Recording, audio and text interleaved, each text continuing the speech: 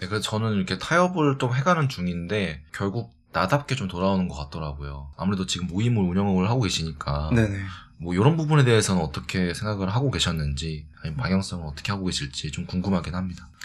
저도 처음에 모임을 시작을 했을 때는 뭐 이 모임을 가지고 뭐 돈을 벌어봐야겠다, 부자가 돼봐야겠다, 사실 이런 마음으로 출발했던 게 전혀 아니었거든요. 근데 하여튼 모임을 운영한다는 건 거기에 시간과 돈과 에너지를 투입을 한다는 거잖아요. 근데 그러다 보니까 그런 부분을 무시할 수는 없겠더라고요. 근데 이제 내가 직장 생활을 하면서 가외로 요것들을 하는 건데, 그러면 돈이 안 되면 그냥 안 해야 되는 건가? 막 이런 생각이 들기도 하고, 그러면 돈을 많이 받고서 이 모임을 운영을 해야 되는 건가? 이런 부분들 때문에 되게 고민이 많이 되었었어요.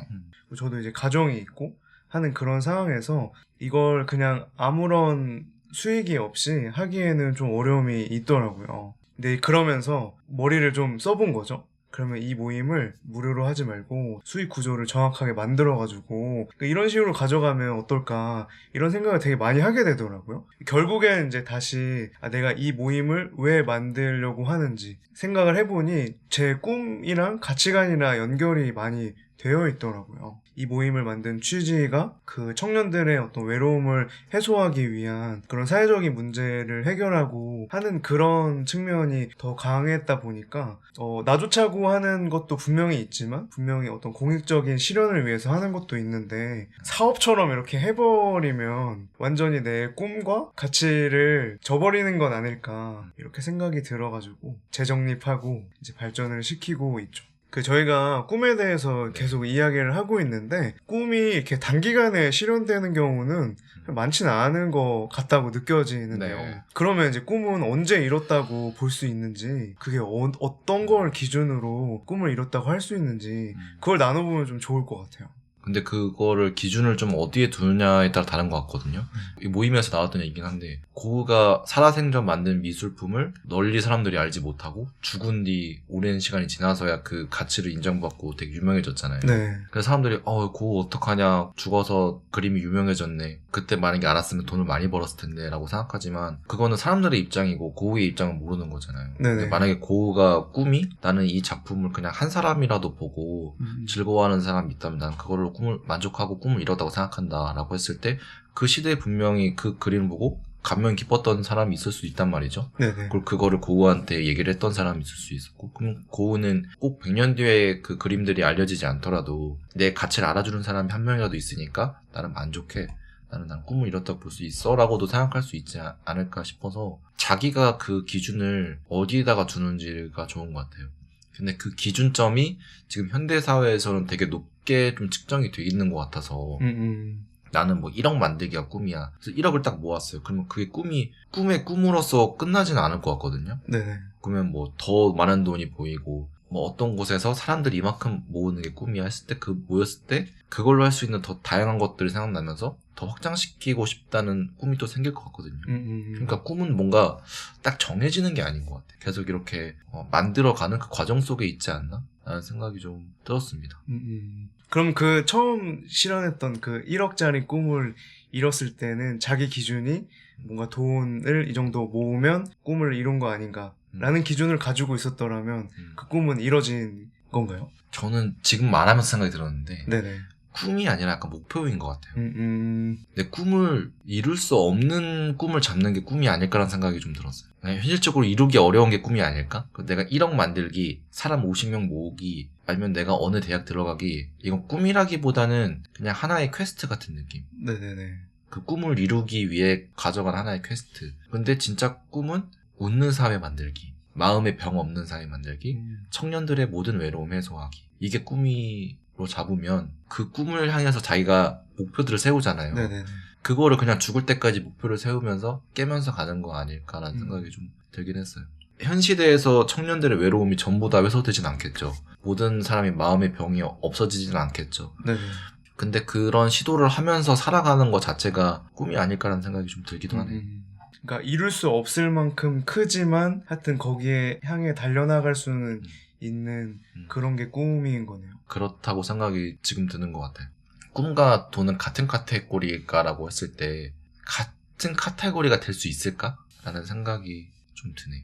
근데 같은 카테고리로 딱 이렇게 넣기는 좀 어려울 수 있겠지만, 내가 너무 가난하게 살아가지고 네. 이 가난을 벗어나는 거 자체가 곧 꿈이고 목적이 될 수도 있잖아요. 그러면 돈을 버는 그 행위 자체가 그 꿈을 이루는 것과 거의 연결이 되어 있는, 다른 카테고리로 넣을 수 없을 만큼 동일선상에 있는 건 아닌가, 이런 생각이 좀 들기도 하거든요. 왜냐면 돈을 버는 것 자체가 가난으로부터 벗어날 수 있다라는 꿈을 이루는 거니까.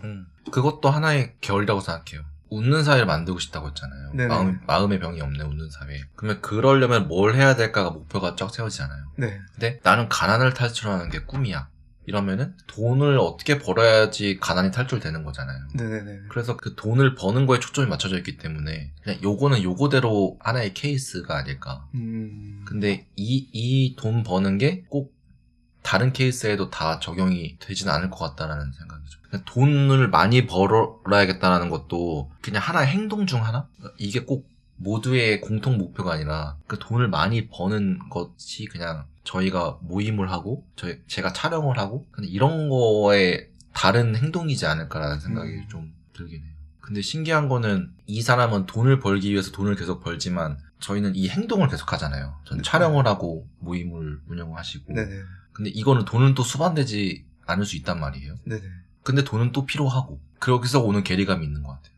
행동만으로는 뭔가 이걸 유지를 할 수가 없으니까. 근데 돈을 쫓는 사람이 어쨌든 돈을 계속 어떻게든 버니까 이걸 계속 할 수 있을 것 같은데 나는 돈을 쫓지는 않을 거야 하지만 돈은 필요한 이 계기, 이 괴리감이 현실적인 벽이다라고 느끼는 부분이 아닐까라는 생각이 좀 들었어요. 저희가 계속 꿈과 돈에 대해서 이야기를 하고 있는데, 꿈을 이루기 위해서는 뭔가 현실적인 것들도 고려가 되어야 되고 생계 유지를 잘 이뤄낼 수 있어야 이 꿈을 꾸는 게 의미가 있는 건 아닌가, 이런 방향으로 이야기가 흘러가는 것 같아요. 근데 그러려면 그 생계 유지를 할 만큼의 실력과 역량이 좀 필요해 보이는데, 그러면 꿈을 꾸는 데 있어서 무조건 재능이 수반되어야 되는지 이걸 한번 같이 이야기해보면 재밌을 것 같아요. 그 꼬마아이들이 나는 축구선수가 될 거야 이렇게 꿈을 꾸기도 하잖아요. 근데 이제 누구나 다 호날두와 메시처럼 될 수 있는 건 아니니까 내가 재능이 없다고 생각하면 그 꿈이 좌절되기 마련인데, 사실 내가 축구선수로서가 아니라 축구인으로서 성공을 하고 싶다, 축구인으로서의 꿈을 키워나가고 싶다, 이렇게 좀 변형해서 생각을 해본다면, 그 무리뉴 감독 있잖아요. 그분은 축구선수로서는 성공적인 선수는 아니었지만 축구인으로서는 굉장히 성공한 인물이잖아요. 그런 것처럼 꼭 재능이 없어도 꿈은 좀 키워볼 수 있는 거 아닌가. 좀 변형해서 생각해보고 나다운 게 뭘까, 나는 좋아하는 마음이 분명히 있는데 어떤 방식으로 이 꿈을 실현해볼 수 있을까, 이런 걸 좀 생각하다 보면 좀 열린 사고를 하면서 좀 크게 바라볼 수 있는 여지도 분명히 있는 건 아닌가, 이렇게 생각이 들어요. 맞아요. 되게 중요한 얘기인 것 같은데, 그래서 꿈을 조금 고정시켜 놓지 말고 좀 가능성을 열어두면 어떨까라는 생각이 좀 들기도 하는 게, 그 축구 선수로서는 성공하지 못했지만 축구 감독으로서는 어쨌든 성공하는 삶을 살면은 최고의 축구 선수로 키우고 싶은 꿈을 또 가질 수가 있잖아요, 누군가를. 네. 근데 그런 면에서 자기가 또 새로운 즐거움을 느낄 수가 있는 거고, 꼭 꿈이 정해지지 않고 계속 만들어가는 과정이라고 저희가 계속 얘기를 하니까 다른 식으로도 또 지도자로서 꿈이 또 생길 수가 있는 거고, 이거 아니면 나 안 돼 식으로 생각을 안 하는 게 좋지 않을까, 열어두는 게 좋지 않을까라는 생각이 좀 드네요. 우리가 떠올릴 수 있는 사람들은 그 되게 뛰어난 사람들이고 사회적으로도 영향력을 많이 끼치고 있는 그런 사람들이잖아요.